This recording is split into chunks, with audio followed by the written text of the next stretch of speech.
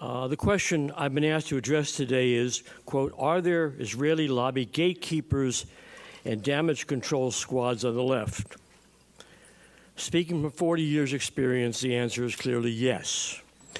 Some years ago, historian and veteran left activist Lenny Brenner, who wrote extensively about Zionist-Nazi collaboration, a taboo subject for Phil over there, described the left as the rear guard of the Israel lobby. He was referring not just to the unwillingness of the left and the anti-war movement to challenge or even speak about the lobby, but to the efforts of its leading factions, all of whom claim to be anti-Zionist, to isolate the Palestinian struggle from protests against South African apartheid and U.S. intervention in Central America in the 80s, while Israel was occupying Lebanon and during the First Intifada, and not to talk about the role of Israel in Central America and supporting South African apartheid.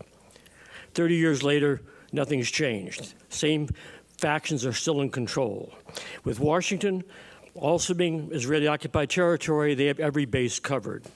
Little wonder why the Palestine Solidarity Movement has not had the slightest impact on U.S. policy in all the years it's been in existence. Stephen Green, who examines State Department archives dealing with Israel-U.S. relationship for his book on the subject, Taking Sides, America's Secret Relations of Militant Israel, concluded that after Eisenhower, quote, Israel and Friends of Israel in America have determined the broad outlines of U.S. policy in the region. It has been left to American presidents to implement that policy with varying degrees of enthusiasm and to deal with tactical issues, end quote. There's a corollary to Green's conclusion. Within the left in general, and within the organized opposition to Israel's crimes against the Palestinians and Lebanese peoples, there are similar limits. The parameters in which Israel and its friends in America may be legitimately criticized, without the critic being stigmatized by being called an anti-Semite, have been adapted from misinformation concerning Israel-U.S. relations that is advanced over the years largely by Professor Noam Chomsky, and an admitted Zionist, and echoed by largely and most prominently Institute for Policy Studies' Phyllis Bennis. To a large degree, these parameters have been accepted without question by the left, by mainstream religious institutions, and sad to say, by many Palestinians and Arab Americans. They have been spread and enforced by an influential handful of Jewish activists, most notably Bennis, who appears to play an important role behind the scenes with Jewish Voice for Peace and U.S. Committee to End the Occupation, the two most prominent and well-financed groups dealing with the Israel-Palestine conflict on the opposition. In the media, where Jewish domination of this issue is observable, as the late Alexander Coburn once said, Democracy Now!'s Amy Goodman has been of incomparable value as a gatekeeper for AIPAC and the American Jewish establishment, about which I'll say more in a moment. Given the time limits, I'll focus on two of the most important of what might be called the Chomsky parameters. The first is his insistence that Israel is backed by the U.S. because it is a strategic asset, America's cop on the beat in the Middle East, he has written, and it will not undertake any major action without the approval of the White House. This is simply wrong. It's also the U.S., according to Chomsky, that has led Israel in rejecting an agreement with the Palestinians, implying that Washington's opposition to Israeli settlements is a ruse, another falsehood. His distortion of the facts on the ground became enshrined in stone for the Solidarity Movement in 1983 with the publication of his book, The Fateful Triangle, the United States, Israel, and the Palestinians. That an Israeli soldier is yet to shed a drop of blood on America's behalf, and that Bush's father and son paid off Israel to stay out of both Gulf wars, hasn't dissuaded Chomsky or his followers from adhering to that position. The result of this, from a political standpoint, has been that the left has allowed members of Congress who publicly support Israel, particularly Democrats, to go unchallenged if they are considered good on other issues. In the Fateful Triangle, Chomsky didn't spare words describing atrocities committed by Israel during the 1982 war in Lebanon, but in a clever bait and switch, he placed the ultimate blame for those crimes not on Israel, but on the U.S. for providing the weapons to commit those crimes. The weaponry was provided, according to Congress, not because of pressure on Israel by AIPAC, but because the Reagan administration approved the invasion. What's telling is there's no mention of AIPAC in his entire book. That a possible reason for Chomsky placing the blame for Israel's crimes at the foot of Washington and the willingness of Israel's critics inside and outside of the Jewish community to accept it is that the alternative is something a few of them, at least publicly, will acknowledge, that those responsible for the plight of the Palestinians were the Zionist Jews and their supporters around the world, who, backed by no imperial power, carried out the ethnic cleansing of Palestine in 1948 and the capture of the West Bank and Gaza again in 1967. To fit that war within his analysis, Chomsky described Nasser's defeat as a, quote, favor to the United States. He's frequently said that after 1948, when Israel declared statehood, it was as legitimate as any other state and should be recognized as such by the Palestinians, implying that the theft of their country, their being expelled, and the destruction of 500 Palestinian villages was something they should put behind them. Most critics of Israel, Jews and non-Jews, don't want to acknowledge Jewish culpability for the Nakba because the notion of blaming the Jews has an ugly historical precedent, and they share the fear of provoking anti-Semitism. Thus, on the altar of protecting Jewish sensibilities, the oppression of the Palestinians continues, as does AIPAC's occupation of Congress. Downplaying the influence of the Israel lobby in determining U.S. Middle East policies is the second of Chomsky's parameters and flows from the first. For him, the lobby is just pushing through an open door. I don't write about it, I don't talk about it, he once wrote in explaining why he wouldn't debate the issue. The invasion of Iraq was a major threat to Chomsky's positions, particularly the attention given to John Mearsheimer's and Stephen Walt's excellent book, The Israel Lobby and U.S. Foreign Policy, which attributed the launching of the war to the lobby and punctured the left mantra that it was a war for oil. In response to that book, the first on the subject released by a major publisher in more than 2 decades, the rear guard rallied its forces, essentially linking arms with Alan Dershowitz to dispute Mearsheimer and Walt's thesis and sully their reputations. First on the attack, ironically, was Palestinian professor Joseph Massad, who had been targeted by a lobby group while teaching at Columbia. His experience had apparently taught him how to behave, and now the lobby leaves him alone. Excessively long attacks on the book followed, one by longtime AIPAC apologist and Chomsky favorite Professor Stephen Zunis, and another by Jewish Voice for Peace's Mitch Plitnick. Amy Goodman's response, however, took the prize for damage control, because as an untouchable icon of the left and with an ever-widening listening and viewing audience, what she does and doesn't say about is of singular importance. Rather than invite either Mearsheimer or Professor Walt to be a guest on her program to discuss the book, she brought in Chomsky, who obviously hadn't read it. It was no surprise he dismissed it. Mission accomplished for both of them.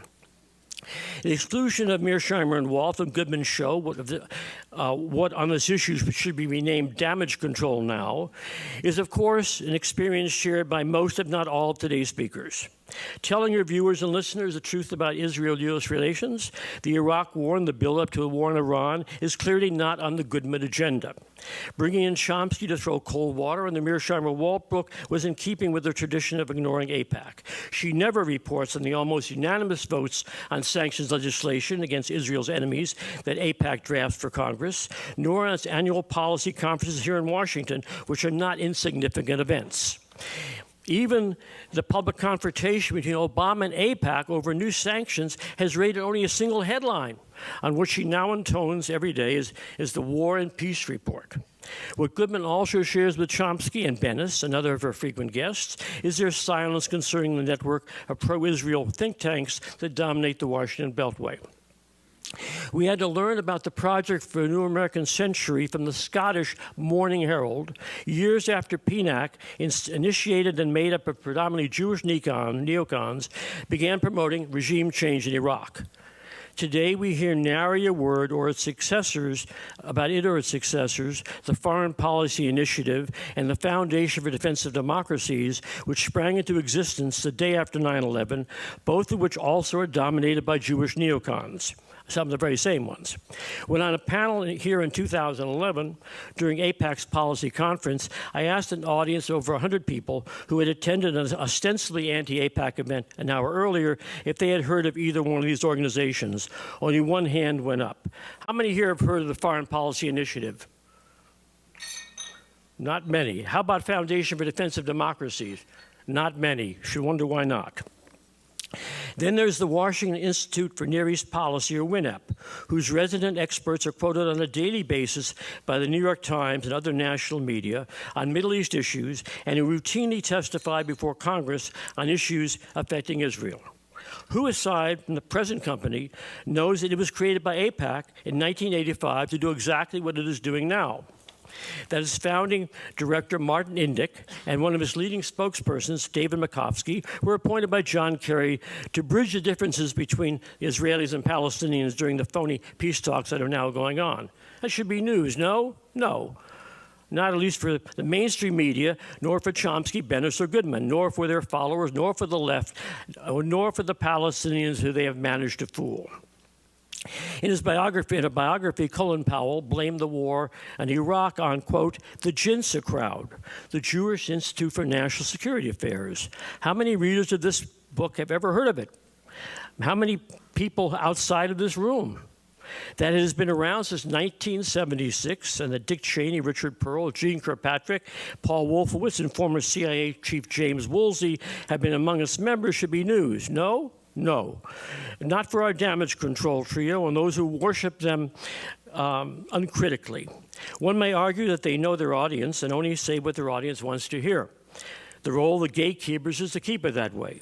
In 1991, speaking in Berkeley, Chomsky was asked by an Iraqi American in the audience about the role of the Israel lobby in pushing George Bush Sr. to attack Iraq in 1991.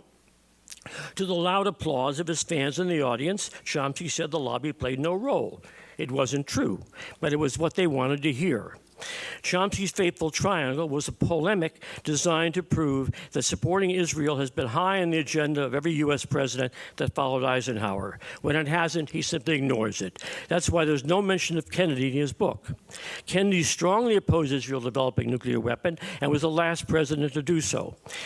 He also supported the Palestinian right of return and wanted it implemented to some degree. And the time of his murder, his Justice Department, under Brother Bobby, was engaged in a serious effort to get the American Zionist Council, a creation of Israel's Jewish agency, to register a foreign agent. It became AIPAC. All these positions were red lines as far as Israel was concerned. Why didn't Chomsky mention them in his book or mention them since?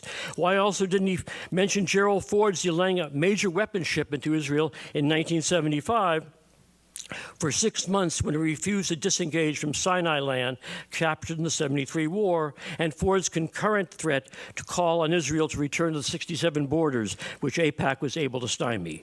Later, he'd tell his readers that George Bush Sr., who went on national TV to block Israel's request for $10 billion in loan guarantees, and who, when vice president, wanted to sanction Israel both after it bombed the Iraq Osiris reactor and after invading Lebanon, he was ardently pro-Israel.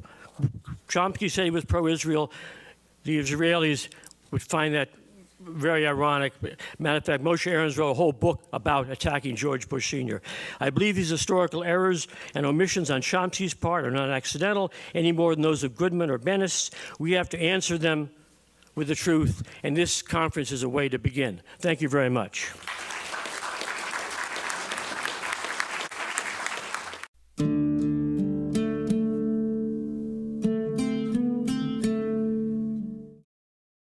It's a great pleasure to be here and to meet many of my longtime readers in the Washington Report on Middle East Affairs, with which I have been associated, it seems like, for decades. Now, we all know that Zionism has distorted American policy in the Middle East. At the same time, it has had a terribly negative impact upon Jewish life in the United States and throughout the world. And it is important to remember that historically, Zionism was a minority view within Judaism, particularly in America. The organization whose journal I edit, the American Council for Judaism, was established in 1942. And it was established primarily because the established Jewish organizations, which had previously opposed the concept of Jewish nationalism, had changed course. So the council was organized to maintain this older view that first, Judaism is a religion, not a nationality, that American Jews are American by nationality and Jews by religion, just as other people are Protestant, Catholic, or Muslim. This was the view maintained by the vast majority of American Jews all through history. In my opinion, it's the view of the silent majority today. Zionism gained a foothold largely because of the reaction to Nazism. Something had to be done in the wake of the horror of Europe. But I just want to give you a little bit of the history so you understand where we're coming from. In 1841, at the dedication of Temple Beth Elohim in Charleston, South Carolina, the oldest Reformed synagogue in America, Rabbi Gustav Poznansky declared, "This country is our Palestine. This city is our Jerusalem. This house of God is our temple." In 1885, when the Union of American Hebrew Congregations was established in Pittsburgh, Rabbi Isaac Mayer Wise, the leading Reform rabbi of the time, was instrumental in writing what was called the Pittsburgh Platform. In it, he declared, "We consider ourselves no longer a nation, but a religious community, and therefore expect neither a return to Palestine nor a sacrificial worship under the sons of Aaron, nor the restoration of any laws concerning the Jewish state." One of the leading Jewish theologians of the 20th century, Abraham Joshua Heschel, said, "Judaism is not a religion of space and does not worship the soil. So too, the state of Israel is not the climax of Jewish history, but a test of the integrity of the Jewish people and the competence of Judaism." And in 1929, a respected Orthodox rabbi, Aaron Samuel Tamarat, wrote that the very notion of a sovereign Jewish state as a spiritual center was a contradiction to Judaism's ultimate purpose. He wrote, "Judaism is not some religious concentration that can be localized or situated in a single territory. Neither is Judaism a nationality in the sense of modern nationalism, fit to be woven into the threefoldedness of homeland, army, and heroic songs. No, Judaism is Torah, ethics, and exaltation of the Spirit. If Judaism is truly Torah, then it cannot be reduced to the confines of any particular territory. For as Scripture said of Torah, its measure is greater than the earth." It is my opinion that what has happened to American Judaism has completely corrupted its religious nature. What we are witnessing today, synagogues flying Israeli flags, programs urging American Jews to emigrate to Israel, their real homeland, is a form of idolatry, making the sovereign state of Israel the object of worship rather than God. In 1999, the Union for Reform Judaism adopted a resolution saying Israel is central to our religion. Israel, not God. And one of the prominent Zionists, Professor Ruth Weiss of Harvard University, said at one time, "I would rather surround myself with Jews who loved Israel and didn't believe in God at all than with those who believed in God and did not love Israel."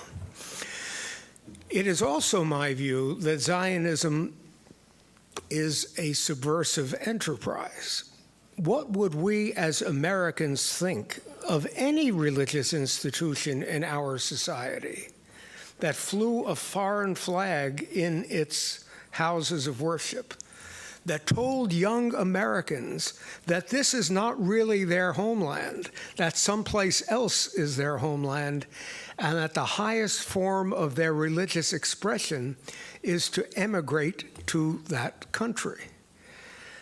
Now, I doubt that very many American Jews believe any of that. Very few American Jews are emigrating to Israel. Yet their religious institutions manifest that sensibility. If you read the Jewish press, whether the Forward or the Washington Jewish Week or local Jewish papers in Los Angeles or Cleveland, you get the feeling that you are reading the papers of an expatriate community. It's as if you were reading the papers of recent immigrants from El Salvador who were reading about the daily events in their home country and were being urged to return. Now, there have been many distortions in American Jewish life. Consider the hypocrisy of American Jewish organizations, which have gone to court to remove voluntary school prayer from our schools, remove Christmas trees from our schools, yet support a theocracy in Israel, where there is no separation of church and state. That Israel calls itself a Jewish state, yet non-Orthodox Jews have fewer rights in Israel than any place in the Western world. Reform rabbis have no right to perform weddings or funerals. Conversions by Reform rabbis are not recognized. Israel is not a free society with regard to religion. The question then arises, American Jewish organizations which dedicated themselves with such fervor to a strict separation of church and state seem not really to believe in separation of church and state when Jews are a majority. It's interesting that when Thomas Jefferson and James Madison wrote the Virginia Declaration of Religious Freedom, they were not members of a persecuted minority. They were people who believed in religious freedom. One wonders if the American Jewish establishment shares that belief. Consider how Israel has infiltrated American Jewish life to the extent when resolutions were proposed in Congress to recognize the Armenian genocide by Turkey, Jewish organizations led the crusade to remove that legislation and defeat it because Israel at that time was allied with Turkey. I suspect if the same resolution came up today, these organizations might take a different position. In Israel itself, there is a growth of racism. There is a growth of religious extremism. The book, The King's Torah, was a bestseller. This is a book that said Jews and non-Jews are basically different in nature. Jews are much closer to God than non-Jews, who are referred to as uncompassionate. the Ten Commandments, thou shalt not kill, according to this book, written by Orthodox rabbis whose yeshivas on the occupied West Bank are financed by the Israeli government. This book says that thou shalt not kill refers only to one Jew killing another, not killing non-Jews. In fact, it discusses the circumstances under which it is all right to kill non-Jewish children. Religious extremism of the highest order. Rabbis have made proclamations telling Jews in Israel not to rent homes, apartments to non-Jews. We understand there's religious extremism in many parts of the world. My point is, why don't American Jews say a word about this? Not a word of criticism of the racism and extremism growing in Israel. It has distorted Jewish values. It has distorted American Jewish life.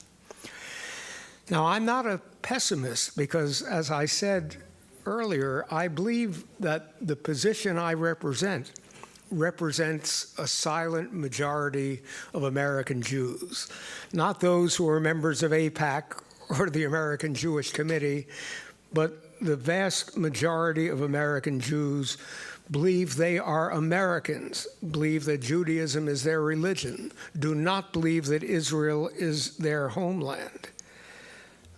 Zionism is in retreat, in my opinion, within the Jewish community. We've seen a number of events. Hillel foundations in various parts of the country are rejecting the guidelines set down by the Hillel Foundation officially. And Eric Fingerhut, the former congressman from Ohio, who is now the head of Hillel, said, according to our guidelines, no anti-Zionists will be permitted to speak at Hillel foundations. Mr. Fingerhut must not be aware of the long tradition of Jewish opposition to Zionism that I have just recited. And do you know, this is nothing new among the established Jewish community.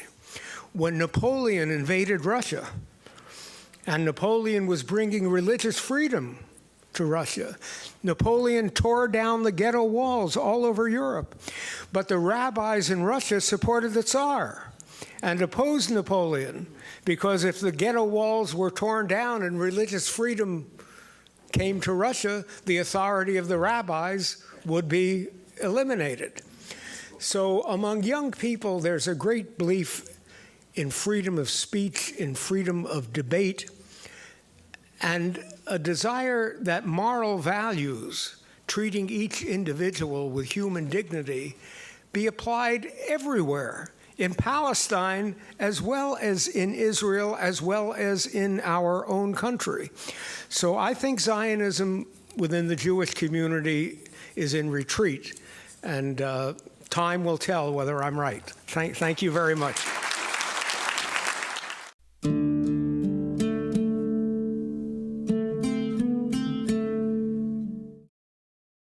My topic today is Israel and the American conservative movement, a history.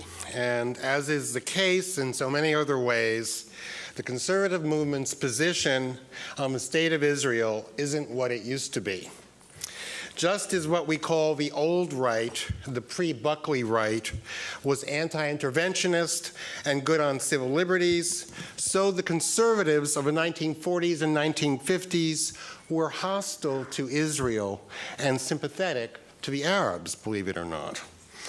A good example of this is revealed in a letter from the neoconservative guru Leo Strauss to the editors of National Review magazine.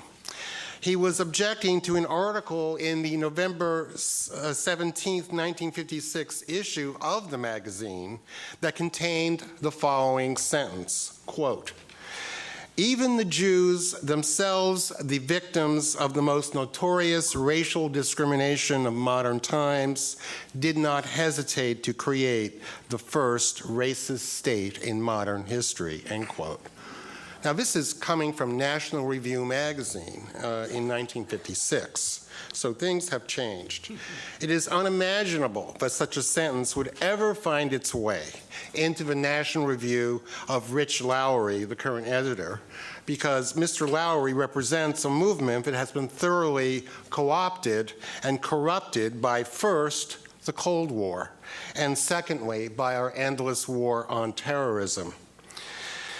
Another factor in the great turnaround of the American right on the Israel question has been the growth of the evangelical born-again movement as a force to be reckoned with in the conservative movement.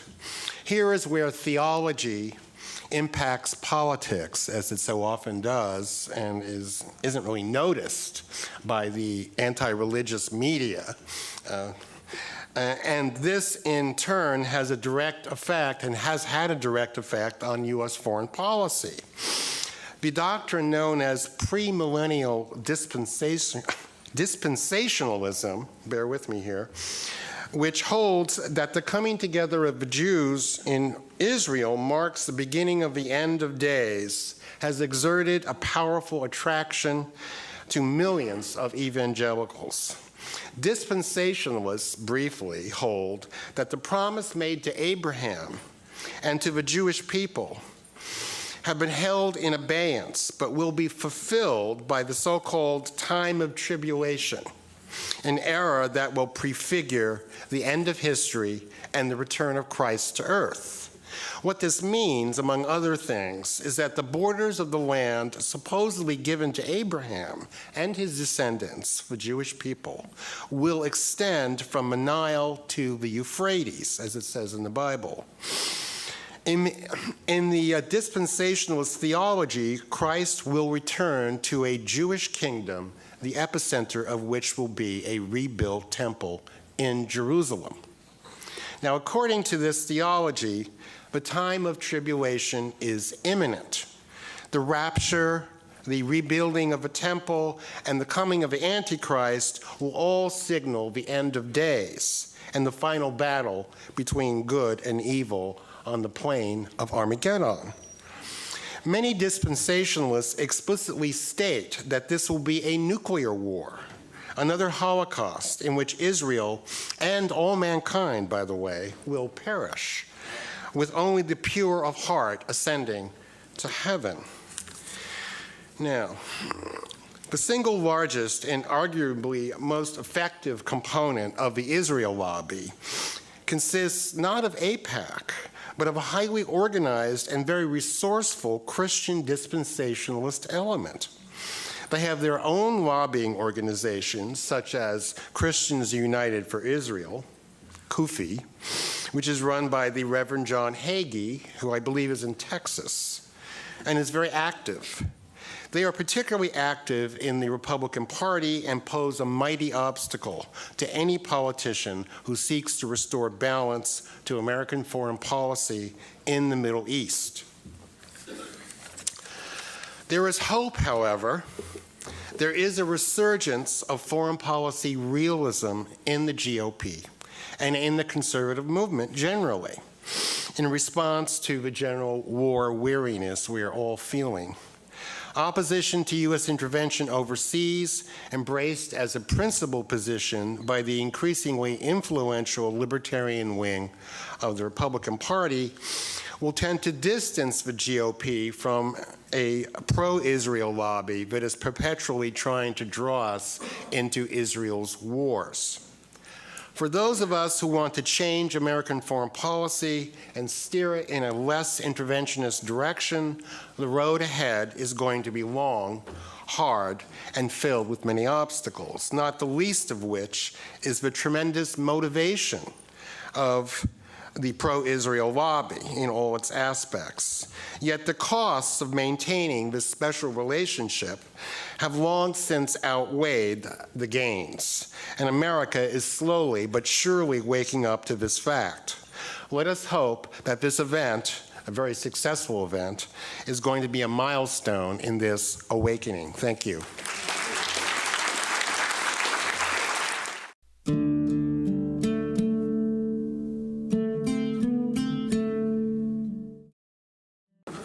I was concerned there'd be some overlap with Justin because we have almost the same subject, but there's none.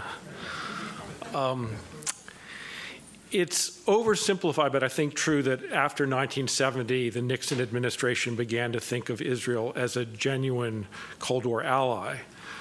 Israel had shown it could fight effectively against Moscow's allies, which put it in a very different category than South Vietnam. Of course, there would be complications in the 70s and the 80s. You know about them. But most of the Republican establishment during the Nixon and Reagan years viewed Israel as a friendly asset. When the Cold War ended, this would become more complicated. Obviously, Israel was completely useless as a regional asset when Iraq invaded Kuwait. And once the problems in the region, America's problems, it was clear that they came from within the region and were not Soviet-sponsored. Issues such as Israel's treatment of the Palestinians would become more salient. And so maybe, for a brief time, the place of Israel in the American conservative mind was potentially in flux. This is the context of the story I want to tell about the rise of neoconservative hegemony within the conservative movement. It's a big subject, but I'm going to focus on one turning point. William Buckley's decision to allow neoconservatives to regulate the terms of Mideast discussion in his own magazine, National Review. This development was signaled by his treatment of senior editor Joe Sobran and his denunciation of Pat Buchanan. First, some earlier context. Buckley is often and rightly credited with pushing hardcore anti-Semitism out of the American right. I read recently that the most widely read right-wing book of the early 50s was something called Iron Curtain Over America, which described how Khazar Jews were completing a takeover of the Democratic Party. This book went through 14 printings. Buckley's National Review, founded in 1955, was a sharp break from this kind of stupidity. Buckley famously excluded writers from the American Mercury from contributing to National Review in 1957. But National Review itself was not free from publishing some pretty odd stuff. The historian Peter Novick concludes in his book, The Holocaust in American Life, that no American general interest magazine published more vehement and strident stuff against Israel, bringing Adolf Eichmann to trial. In numerous articles and editorials, National Review stressed that the trial would do nothing but incite hatred of Germany. The Christian Church, said a National Review editorial in 1961, focuses hard on the crucifixion of Jesus Christ for only 1 week of the year, but 3 months. That's the minimum estimate of the Israeli government for the duration of the trial. Everyone knows the facts, has known them for years. The counting of corpses in gas ovens. There's a studious attempt to cast suspicion on Germany. It's all there: bitterness, distrust, the refusal to forgive, the advancement of communist aims. So, 25 years later, in 1986, Bill Buckley was presented with a dossier compiled by Midge Decter and her husband, commentary editor Norman Podhoretz. It consisted of 6 syndicated columns by Joseph Sobran, accompanied by a tough letter from Decter accusing Sobran of being a naked anti-Semite. Who was Joe Sobran? He was a conservative Catholic who came to Buckley's attention in 1972 when he was a graduate student at Eastern Michigan. And Buckley was coming to visit the campus, and Sobran wrote a letter to the school paper opposing those who wanted to oppose Buckley's appearance on the campus. And so the polemical grace and power of that letter impressed Buckley, as it would a generation of Sobran's readers. So soon thereafter, Sobran was flying to New York fortnightly to write editorials for National Review and became a senior editor. The other and more important half of this story concerns Pat Buchanan, who was not a colleague of Buckley's, but in the 1980s clearly America's most prominent media conservative. Like Sobran, Buchanan had begun to reevaluate his view of Israel, which it used to be very warm.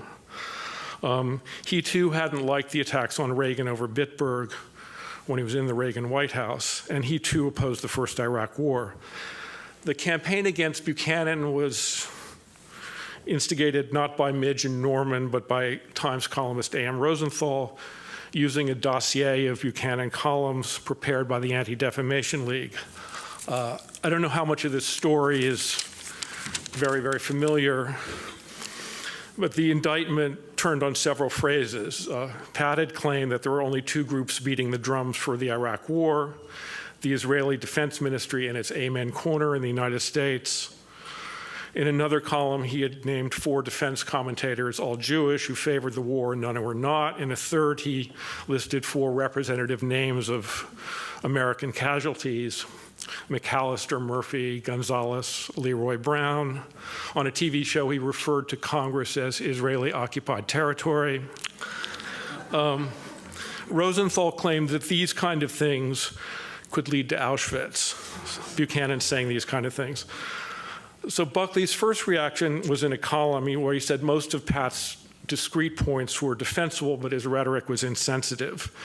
And then the topic heated up and became a major intellectual media affair. And Buckley published a lengthy essay in National Review, In Search of Anti-Semitism, and gathered it, along with a dozen or so responses, in a book form here. And in the 10,000-word section on Buchanan, Buckley weighed very carefully the arguments of Buchanan's attackers and defenders, and finally came to this tortured conclusion: I find it impossible to defend Pat Buchanan against the charge that what he said during the period amounted to anti-Semitism, whatever it was that drove him to say it, most probably an iconoclastic temperament. So let me say in general that Buckley's essay and the book were, I think, nuanced and remain interesting to this day, most of all because of the collected remarks of other journalists and friends of National Review.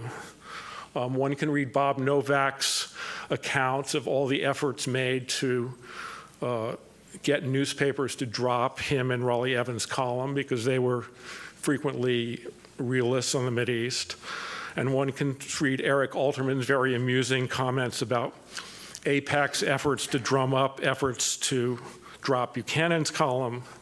But of course AIPAC wasn't trying to silence anyone, perish the thought. In general, Buchanan's depiction of the power of the Israel lobby to break reputations is perceptive and unequivocal. In describing his first private dinner with Sobran, where they discuss the accusations, Buckley tells the story of William Scranton, a governor of Pennsylvania who in the 60s was considered presidential timber. Nixon sent him on a fact-finding mission to the Mideast, and Scranton came back with a recommendation that the United States be more even-handed, and no one ever heard from Scranton again. Buckley writes, "We both laughed.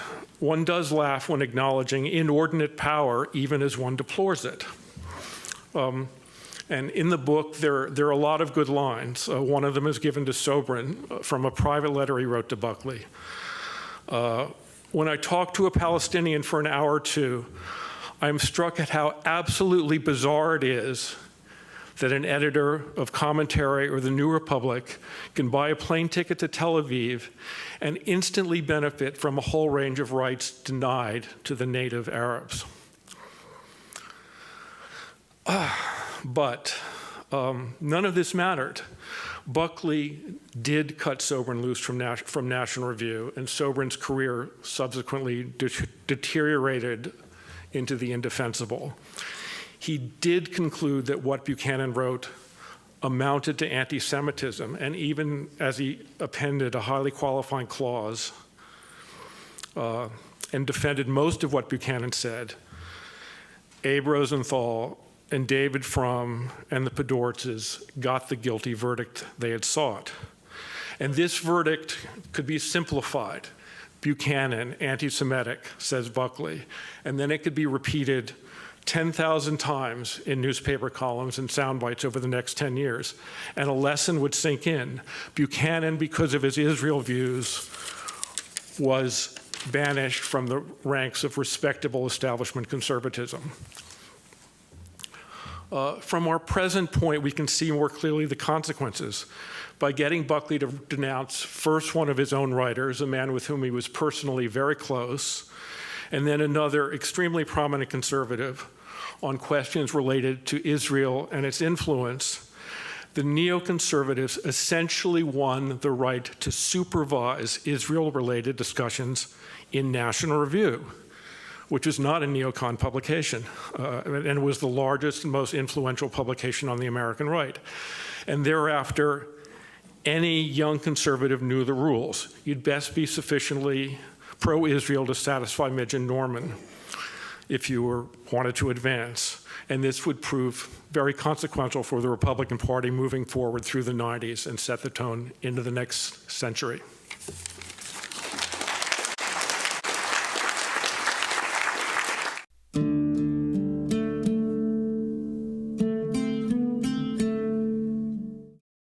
Thanks for having me today. I'm a progressive blogger, so I'm going to be a little more superficial than some of the earlier comments you've heard, a little less scholarly. And I'm also going to tell a progress narrative because I believe in progress. I can remember that day 8 years ago when Scott McConnell sent me the Israel lobby over the internet. It had just been published in the London Review of Books, Steve Walton, John Mearsheimer's paper. And I was just completely stunned that such truths would be expressed. And I remember running around the house saying it's high noon for the Israel lobby. You know, I even had my 6 guns out. Since I'm going to talk about where the media are on Israel, I have to look back at that moment and say that I was really wrong. I thought that the scales were going to fall from Americans' eyes. I thought that the doors were open, the gates were open. I didn't anticipate the enormous resistance there would be to these ideas. Myself, I hadn't even been to Palestine or Israel.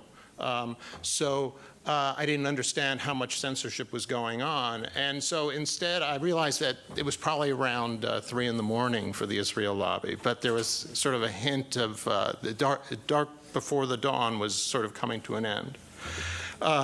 So as someone who monitors the media pretty closely on these issues, I want to relate to you first to convey how much the Israel lobby is still entrenched, and when I say Israel lobby here, I mean just a strong partisanship for Israel is still entrenched in the mainstream media. I want to just relate one day, a week ago actually, 3 different news accounts that came across my screen that I blogged about. One was that Wolf Blitzer had Michael Oren on CNN and presented Oren as, our new CNN analyst.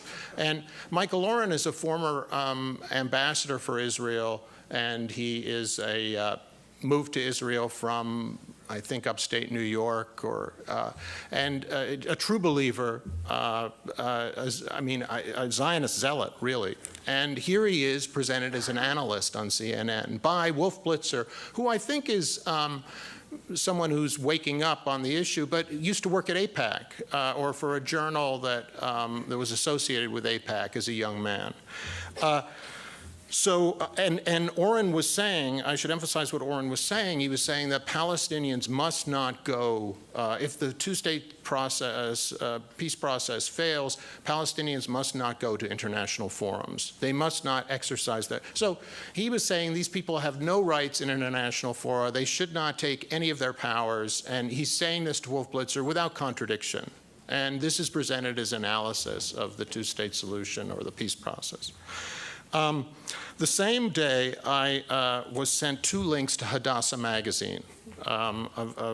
which I hadn't really read until that day, I have to say. I think I have to get a subscription. They interviewed Jody Rudoran of the New York Times, and she said that she talked all about her Jewish background, and she said that she had gone to Israel first with United Synagogue Youth as a girl, and that she has come to this issue with great knowledge of the American Jewish experience and the Jewish-Israeli side of the conflict. Which is really, I mean, it's a tragic kind of admission from my standpoint, because, especially as it's borne out by her coverage, because this is not someone who has extended herself to the other narrative. She knows this narrative. She's saying, this is the narrative I came with, and as it turns out, if you look at her coverage, she has not really extended herself. She's really operated inside this comfort zone in what I've called a sort of culturally bound fashion. And she was sort of, the tragedy from my standpoint is that the New York Times would send someone over to this area who has this background, who just uninterrogated. It's okay, everyone has a background, but in her case, it seems so uninterrogated. Now, this is all familiar terrain to you, and I should just emphasize that Rudoran lately, in describing the boycott, divestment, and sanctions movement, characterized it as said, you know, many are comparing it in Israel to the Nazi boycotts of Jewish businesses. So she was using this highly inflammatory language to describe this very powerful movement for Palestinian rights, which I thought was biased. All of you are familiar with this terrain, or you would not be here. I think so. I don't need to go over and over it. The thing that I now want to move to is the kind of more positive developments that we're seeing, even within this. And I'm focused here on the elites, the mainstream elites, because I think they're significant in the end. I mean, there are many people from the grassroots here. There are many people from the Washington establishment, sort of a more marginalized Washington establishment. I'm more from the grassroots now, and all these are powerful elements, but they're not the sort of mainstream establishment elite. So 3 positive statements that indicate the sort of changes that we're beginning to witness. Tom Friedman said in a column, he described the Congress as being bought and paid for by the Israel lobby. He said this last year or so. And he could not, to make that type of assertion, 10 years ago, 8 years ago, you were just branded as anti-Semitic. Now, of course, he has J-positive blood, so he gets a break. But no, he is making an assertion that was just beyond the pale, I think, a few years ago. And he's doing it because he is honest. There is an honest component to Tom Friedman. And he knows what's going on. He he was speaking at Oxford last year, and he said that when someone was an interlocutor, I think a scholar at Oxford was asking, why does the Israel lobby have such power? And he referred to George Bush's loss in 1992 when Bill Clinton ran to his right on settlements. And he said that his son absorbed the lesson of that. You know, you can't go too far right on the Israel question, and that's what our politicians understand. He was describing the power of the Israel lobby. It was a very good statement. He hasn't written that up, unfortunately. Another thing that I would point to is a review of John Judas's book on Truman that's coming out in the New York Times. That's very positive. And John Judas's book about Truman is all about how Truman was for the separation of church and state and folded on that because of the power of the lobby. And this piece in the Times frankly describes the power of the lobby without any kind of bias. Or I mean, he doesn't share Judas's view, but it's a fair review. The question, what is happening and why are these changes taking place? I think the first thing I'd refer to is, of course, the internet, which has changed everything, has changed all our lives. I remember 10 years ago I was here covering a congressional hearing for a magazine. When I was in the mainstream media, I was making a lot of money for this article. I'd get $10,000 for covering this hearing and doing a piece on the anti-war movement. And at this hearing, there were 3 bloggers there who were making nothing. And I was just confused by this. And I met Craig Newmark of Craigslist soon after. And I said, Craig, there's something wrong with this model. I'm getting 10,000. These 3 people are getting 0. The money's got to be averaged out. There's something wrong. And he said, there's nothing wrong with the model. And he said, these 3 people are all getting something out of what they're doing.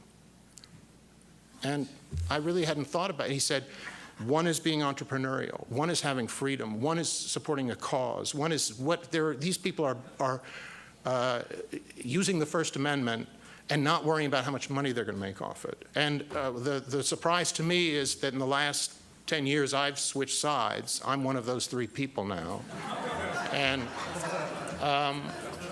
I've broken out of that sort of elite mindset, and there's been a lot of freedom, and that's happening with many journalists. And many journalists are beginning to understand what great stories there are in covering the Israel lobby.